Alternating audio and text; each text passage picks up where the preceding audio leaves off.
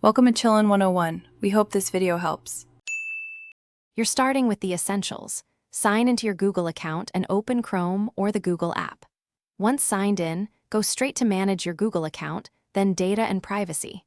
Make sure you're on the correct profile if you use multiple accounts. From Data and Privacy, tap My Activity. This is where Google stores searches by product.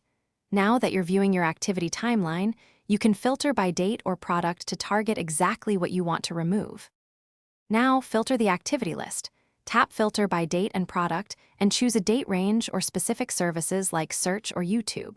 This helps avoid deleting unrelated data. Once filtered, review items and tap the three-dot menu next to an entry to delete single results, or choose Delete Activity by to remove all items in the selected range.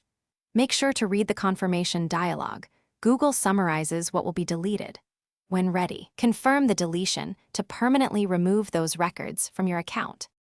Finish by adjusting auto-delete so future searches expire automatically. Choose 3, 18, or 36 months depending on your comfort. After deleting server-side records, clear your browser cache and confirm Chrome Sync doesn't re-upload old activity.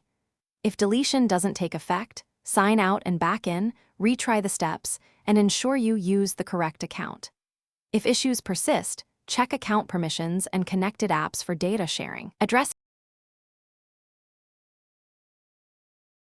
Thanks for watching. Consider subscribing if we helped you.